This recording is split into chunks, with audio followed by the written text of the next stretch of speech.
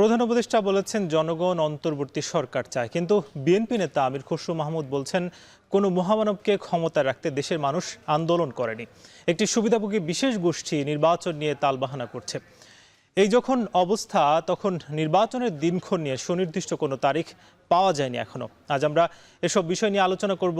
সঙ্গে আছি নাজবুস সাকিব, আপনারা দেখছেন ভোটের ট্রেন।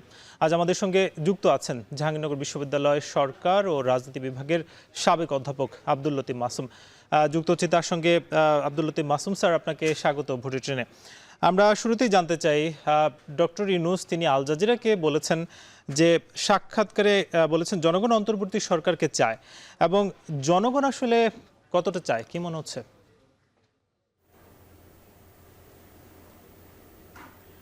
আসলে জনগণ চায় কি না চায় সেটি বিষয় নয়। তিনি একটি গণ অভ্যুত্থানের সফল নেতৃত্বের মাধ্যমে গোটা জাতির দায়িত্ব গ্রহণ করেছেন। এই দায়িত্বটি নির্বাচনী দায়িত্বর সাথে সাথে সংস্কারের দায়িত্ব তিনি গ্রহণ করেছেন। আপনারা সবাই জানেন যে এই দুটি এজেন্ডা বাস্তবায়নের মাধ্যমেই এই অন্তর্বর্তী সরকারের সফলতা ব্যর্থতা নির্ণীত হবে। সুতরাং প্রফেসর ইউনূস হয়তো ফিলোসফিক্যাল ওয়েতে বলতে পারেন যে জাতি চায়, এতে কোনো সন্দেহ নেই, কিন্তু তার জন্য তো ম্যান্ডেট নেই, বা তিনি যে কার্য ব্যবস্থা বা যে পারিপার্শ্বিক অবস্থার মধ্যে ক্ষমতাসীন হয়েছেন সেটি নির্বাচনকে দীর্ঘায়িত করা বা তার ক্ষমতায় থাকার যৌক্তিকতা প্রমাণ করে না। আমার মনে হয় না যে তার মতো বৈশ্বিক সুনামের মানুষ, নোবেল জয়ী মানুষ ক্ষমতাশ্রয়ী রাজনীতি করবেন এরকম মনে হয় না। তবে তার ফাদারলি ফিগার বা তার পিতৃত্ব সুলভ যে মনোভাব বাংলাদেশ জাতি রাষ্ট্রের জন্য একটি মনোভাব কাজ করতে পারে, এটা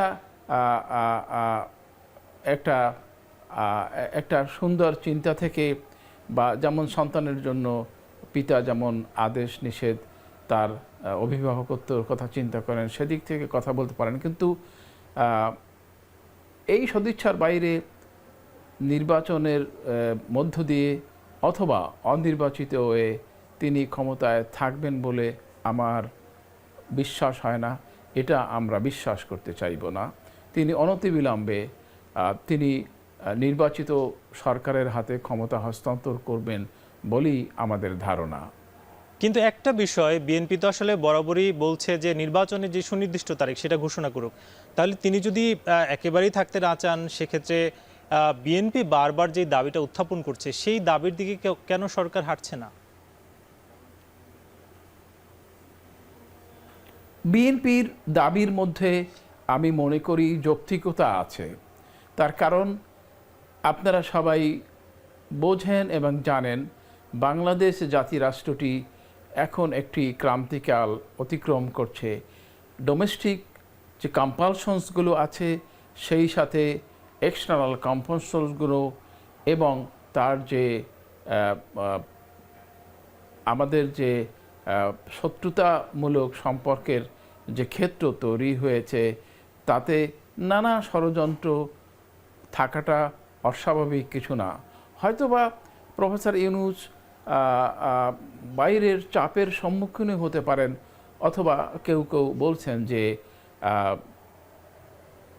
যে সংস্কারের কথা বলা হয়েছে, যে গণতান্ত্রিক প্রক্রিয়া কথা বলা হচ্ছে, যে মানবাধিকারের কথা বলা হচ্ছে, সেগুলো নিশ্চিত হওয়ার জন্য মার্কিন যুক্তরাষ্ট্রের বা ইউরোপীয় ইউনিয়নের চাপ থাকতে পারে।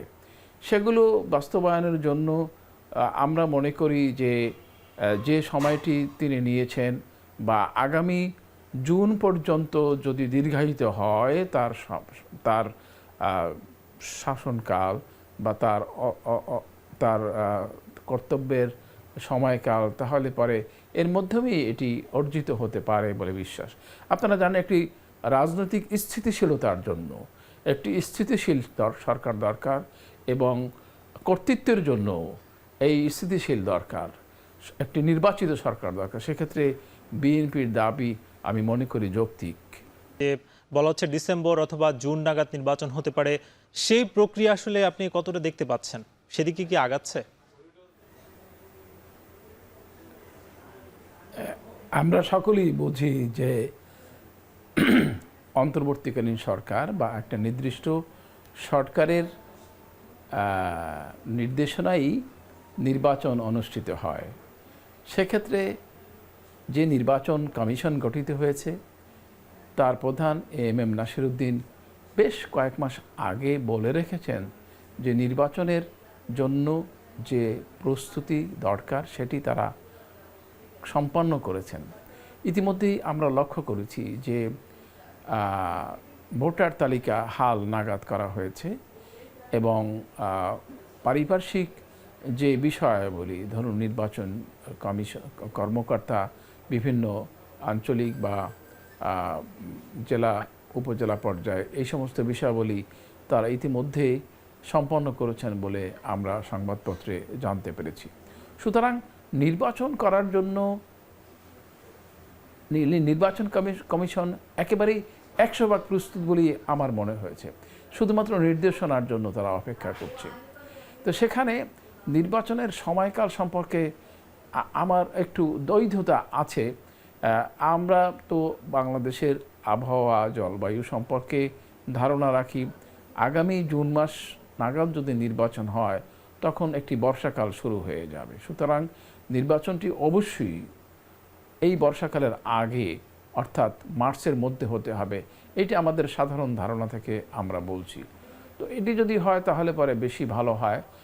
আবার যদি জুন অতিক্রম করে এবং আবহাওয়ার দোহাই দিয়ে বা অন্য কোনো কারণ দেখিয়ে নির্বাচন বিলম্বিত করা হয় তাহলে পরে সেটি মানুষ তো ভালো চোখে দেখবে না। অর্থাৎ আপনি বলতে পারেন যে অন্তর্বর্তীকালীন সরকারের জনপ্রিয়তা আছে, কিন্তু মানে right purpose for the right time, তারা একটা পারপাসফুল লক্ষ্যে নির্দিষ্ট দায়িত্ব নিয়ে এগুচ্ছে।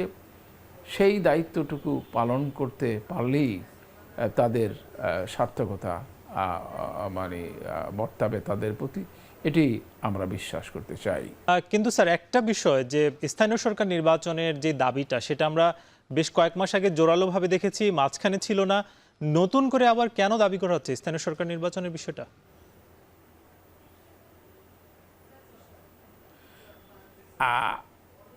একজন রাষ্ট্রবিজ্ঞানের শিক্ষার্থী হিসাবে আমি বলতে পারি যে রাজনৈতিক দলগুলো সুবিধাজনক ব্যাসার্ধ নেবে, এটাই স্বাভাবিক। ওই সময়টায়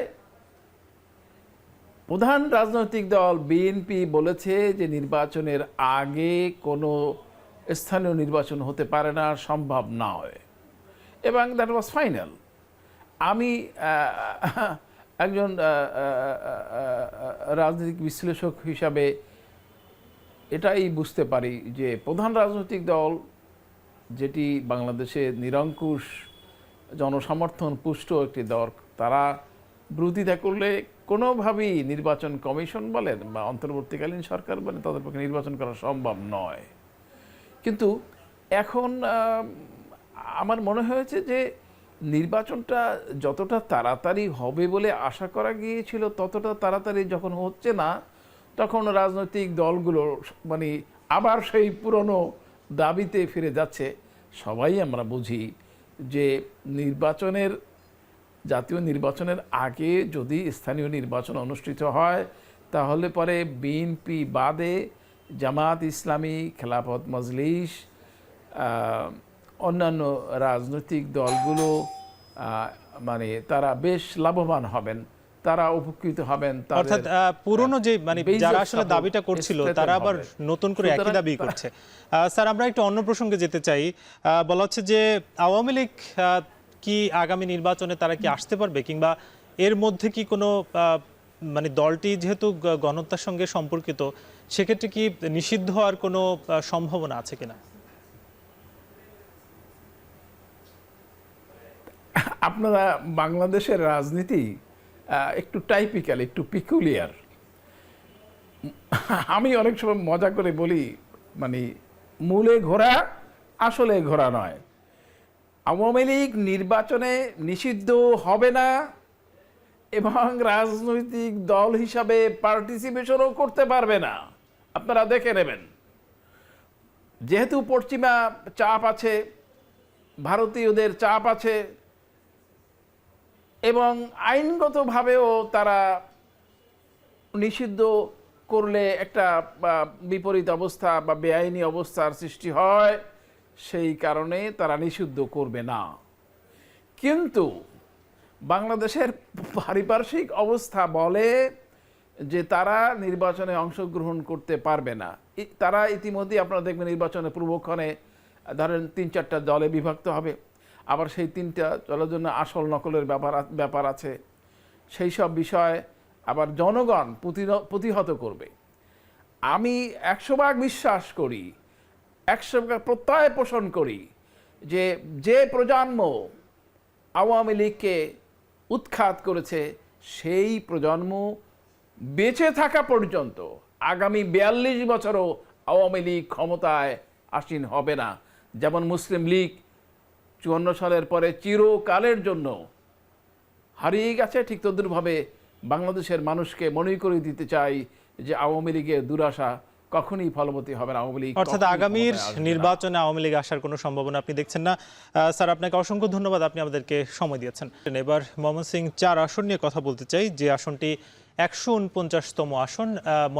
ময়মনসিংহ সদর উপজেলা এবং সিটি কর্পোরেশন নিয়ে আসনটি গঠিত, যেখানে মোট ভোটার আছেন 6,50,289 জন এবং যার মধ্যে পুরুষ ভোটার 3,22,801 জন এবং নারী ভোটার কিছুটা বেশি 3,27,478 জন এবং তৃতীয় লিঙ্গের ভোটার আছেন 10 জন।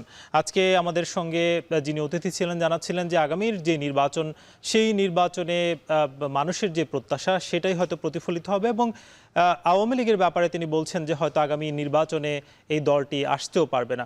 আজকের মতো ভোটের ট্রেন শেষ করছি। আগামীকাল নতুন কোনো বিষয়ে আলোচনা হবে। শুভরাত্রি।